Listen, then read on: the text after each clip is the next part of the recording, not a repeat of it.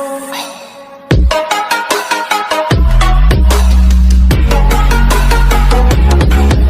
Students, my name is Aamir and I am from Avan coaching.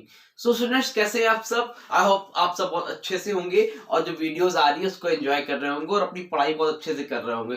Last video मैंने समझाया भी था आप सब को कि कोरोना का वेट मत करिएगा और पढ़ाई करते रहिएगा। आई थिंक वो बात आप लोगों को समझ में आई होगी। ठीक है, तो बच्चों, इकोनॉमिक्स और कॉमर्स आईसीएसई क्लास 10 की जो वीडियोस थी सारी आपको डेली बेसिस पे अपलोड हो रही है और आई थिंक आप सब उसको देख रहे हैं, आपके कमेंट भी आते हैं और आई थिंक आप लोगों को समझ में भी आ रहा है। जिसको जो डाउट रह जा रहा हो वो कमेंट सेक्शन में कमेंट करके या इंस्टा पे मुझसे कांटेक्ट करके अपने जो भी डाउट है उनको क्लियर कर सकता है। ओके बच्चों, तो आज की वीडियो में हम अपना जो कॉमर्शियल स्टडीज का चैप्टर चल रहा था सोर्सेस ऑफ फाइनेंस, उसी को आगे लेके चलेंगे और उसका जो नेक्स्ट टॉपिक है इसका नाम है सोर्सेस ऑफ रेजिंग कैपिटल, इसको हम लोग देखेंगे। ठीक है, तो चलिए स्टार्ट करते हैं। और जो लोग चैनल में पहली बार आए हो वो चैनल को सब्सक्राइब कर देंगे और बेल आइकन इसको भी दबा देंगे ताकि जैसे ही मेरी लेटेस्ट वीडियो आया करे, जैसे डेली वीडियो आए, तो आपको उसी टाइम मालूम चल जाए कि हाँ भाई वीडियो आ गई और हमें पढ़ाई स्टार्ट करनी है। ठीक है, तो चलिए देखते हैं कि सोर्सेस ऑफ रेजिंग कैपिटल क्या होता है, कैसे होता है। ठीक है, ओके।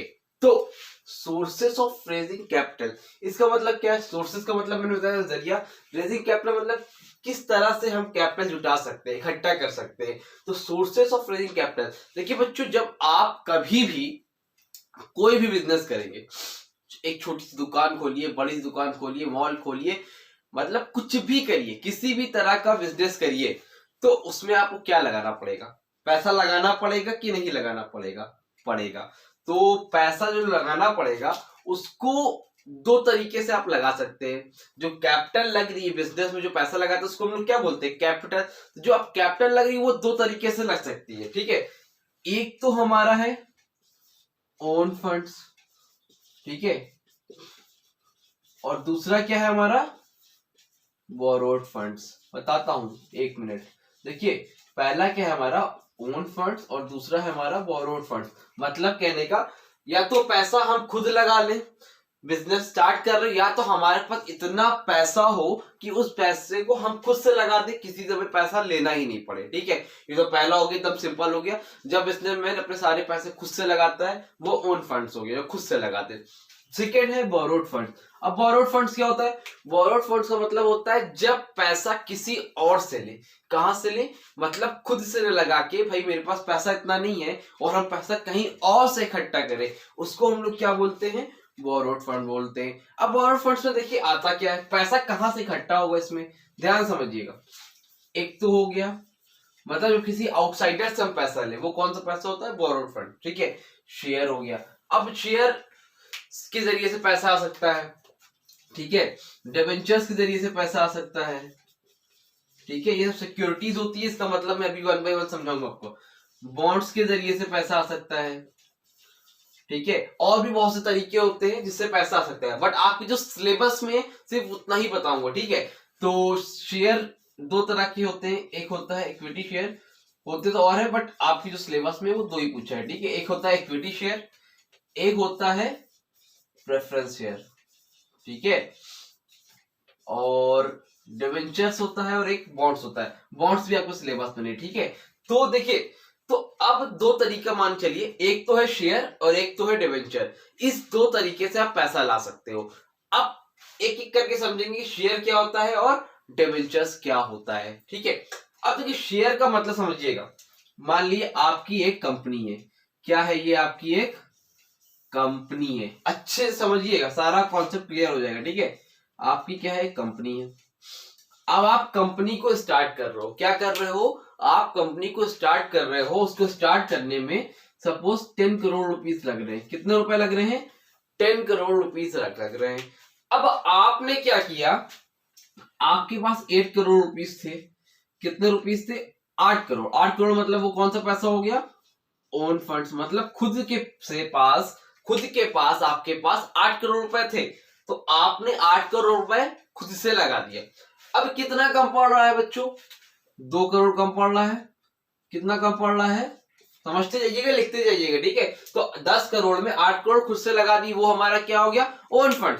अब 2 करोड़ रुपए हमारे पास क्या पड़ रहा है? कम पड़ रहा है, तो हम क्या करेंगे इसके लिए? अब दो तरीके, या तो शेयर के जरिए से है, डिवेंचर से है। पहले हम लोग देखते हैं शेयर क्या होता है, ठीक है।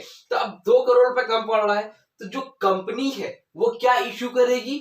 वो शेयर इश्यू करेगी। क्या करेगी? शेयर इश्यू करेगी। शेयर बेसिकली एक हिस्सा होता है कंपनी का, कि जो कंपनी छोटे छोटे छोटे छोटे टुकड़ों में बांटती है। मतलब अब 2 करोड़ रुपए है, तो अब कंपनी 2 करोड़ रुपए कहां से इकट्ठा करेगी? वो करेगी शेयर इशू करेगी। इशू करेगी शेयर। कैसे शेयर इशू करेगी? मींस बोलेगी 100 रुपए का, 1000 रुपए का, 2000 का, 500 का, 200 का, जो भी छोटे छोटे टुकड़े करेगी और बोलेगी एक शेयर इतने रुपए का है। शेयर नॉर्मली एक हिस्सा होता है, जिसमें आपने अगर 100 रुपए का भी एक शेयर खरीदा, आपने अगर 100 रुपए का भी एक शेयर खरीदा, तो आप बोल सकते हो कि हाँ मैं इस कंपनी का 100 रुपए का शेयर का मालिक हूं। जैसे मान ली जियो कंपनी है, ठीक है, एग्जांपल दे रहा हूं। जियो कंपनी है, किसकी कंपनी है? मुकेश अंबानी की। बट आप मान लो उसमें एक शेयर 1000 रुपए का, ठीक है। अब कितने का मुझे पता नहीं, एग्जांपल दे रहा हूं, 1000 रुपए का शेयर है। अब आपने 1000 रुपए का शेयर खरीद लिया, तो आपका राइट्स बनता है, आप बोल सकते हो कि हाँ मैं जियो कंपनी का मालिक हूं 1000 रुपए का। समझ में आ रही बात? 1000 रुपए का आप क्या हो? मालिक हो। तो जो शेयर खरीदता है वो उस कंपनी का क्या बन जाता है? मालिक बन जाता है। उतने परसेंट का उसका शेयर होता है, उतने का वो भागीदार होता है। वो कह सकता है कि हाँ मैं इस कंपनी का कौन हूं? शेयर होल्डर हूं, ठीक है। तो अब कंपनी क्या करती है? 2 करोड़ रुपए कम पड़ रहे थे, तो 2 करोड़ रुपए के लिए क्या करती है? शेयर इशू करती है। बोलती भाई सुनो, मैं अपने शेयर इशू कर रही हूँ, जिन जिन लोगों को शेयर खरीदना है वो खरीद ले। अब मान लिए एग्जाम्पल के लिए 10 लोग थे, उन्होंने 100 लोग थे, जितने लोग भी थे उन लोगों ने शेयर को क्या किया? शेयर को परचेज कर लिया, शेयर खरीद लिया। अब इसमें क्या हुआ? 10 करोड़ था, 8 करोड़ खुद का, 2 करोड़ कौन सा फंड्स हो गया? बोरोड फंड्स हो गया। अब इसका मतलब क्या हुआ? 8 करोड़ खुद का, 2 करोड़ किसका है? बाहर वाले का। 8 करोड़ खुद का है, 2 करोड़ किसका है? बाहर वाले का है। तो जब पैसा हम किसी और से ले रहे हैं, समझते जाइएगा, जब पैसा हम किसी और से ले रहे हैं, शेयर इशू कर रहे हैं, तो अब वो भी मालिक हो गया 2 करोड़ का। जो ये बाकी के लोग हैं, क्या ये इसमें प्रॉब्लम क्रिएट करेंगे? अभी तक तो अगर हम 100% पैसा लगाते तो हम वहां के क्या थे? खुद मालिक थे, खुद ओनर थे। जो डिसीजन लेना होता हम खुद से लेते, हम टोटल पूरी तरह से क्या थे? फ्री थे। बट अब 2 करोड़ रुपए का हमने शेयर इशू किया, इसमें बहुत से लोग हो गए, तो अब कोई भी डिसीजन लेना होगा तो जो इसमें मेन शेयर होल्डर्स हैं उनसे भी हमें परमिशन लेनी पड़ेगी कि नहीं लेनी पड़ेगी? भाई ये डिसीजन ले रहा हूं, क्या मैं ले सकता हूं? ये डिसीजन लेना पड़ेगी। पैसे तो इकट्ठा हो गए, शेयर का मतलब तो समझ गई, जब छोटे छोटे हिस्सों में बांटा और उन्होंने पैसा दिया और पैसा इकट्ठा हो गया। 2 करोड़ रुपए इन लोगों से, जो लोगों ने खरीदा, उनसे आ गया। 10 करोड़ रुपए हो गए, कंपनी स्टार्ट होगी। 80% के हम मालिक है, 20% के शेयर होल्डर्स। तो लेकिन डिसीजन लेने के लिए इनसे भी पूछना पड़ेगा ना भाई, इन्होंने भी पैसा लगाया है, ठीक है। समझ में आ रही बात? तो शेयर का तो मतलब समझ गए। अब देखो, अब कंपनी अगर चाहती है कि इस तरह का तामझाम ना हो, किसी भी तरह का डिसीजन लेने में हमें किसी से परमिशन ना लेनी पड़े, तो ऐसे केसेस में कंपनी क्या करती है? शेयर की जगह वो क्या करती है? डिवेंचर्स इशू करती है। क्या इशू करती है? डिवेंचर्स इशू करती है। अच्छा ठीक है, अब डिवेंचर्स क्या होता है? डिवेंचर्स का मतलब क्या होता है? डिवेंचर्स का मतलब नॉर्मली होता है बच्चों कि कंपनी इशू करती है कि मुझे 2 करोड़ रुपए की जरूरत है। छोटे छोटे हिस्सों में, कोई 1 लाख दे दे, कोई 5 लाख दे दे, कोई 10 लाख दे दे। छोटे छोटे हिस्सों में आप क्या कर सकते हो? मान लो कुछ लोग को 2 करोड़ जरूरत थी, 10-10 लाख रुपए हिसाब से, 10 लाख रुपए के हिसाब से 20 लोगों ने पैसा लगाया।